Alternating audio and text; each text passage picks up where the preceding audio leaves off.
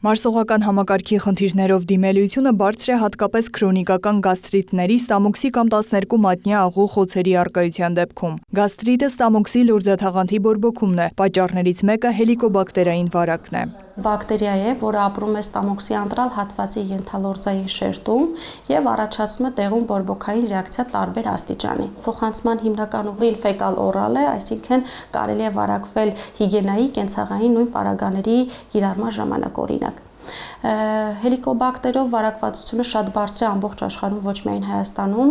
Աշխարհի բնակչության գրեթե կեսից ավելին ունի այս վարակը կամ ունեցել է վարակվածություն հելիկոբակտերով։ Բացի բորբոքային պրոցեսներից, հելիկոբակտերը կարող է նպաստավոր պայմաններ ստեղծել ստամոքսի քաղցկեղի զարգացման համար։ Բակտերիայի առաջին աստիճանի ախտահարումը կարող է լինել քրոնիկական մակերեսային, երբ ուղղակի բորբոքվում է ստամոքսի լորձաթաղանթը, չառաջացնելով որևէ գանգատ։ Երկրորդ փուլի ախտահարման դեպքում կարող են առաջանալ խոցեր, երրորդում գեղձային ապարատը կարող է քայքայվել։ Եթե արդեն հիվանդ ունենում է ախտանիշներ, ապա առաջին գանգատը կարող է լինել էպիգաստրալ, այսինքն վերորովայնային շրջանի հատվածի ցավերը եւ դիսպեպտիկ մի շարք երևույթներ։ Դա կարող է լինել ուտելուց հետո արագ հագեցվածության զգացում, սրտխառնոցներ, գղտոցներ,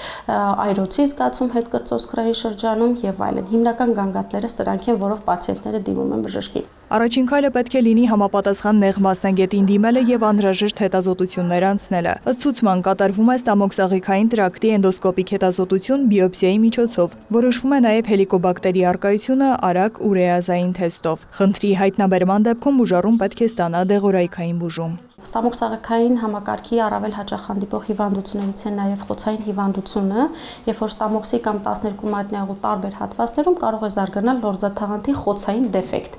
Մասնավորապես 12 մատնյա աղու խոցերի դեպքում դեպքերի 99%-ում որպես պատճառ հելիկոբակտեր պիլորին է։ Ստամոքսի խոցերի 75%-ի առաջացման պատճառը հենց հելիկոբակտերն է։ Ուստի ախտանշանները չանտեսելն ու բժշկին ժամանակին դիմելը կարող է կանխարգելել հետագա բարդությունները։ Նարեկ Ոսկանյան, Ռոմիկ Խաչատրյան, լուրեր։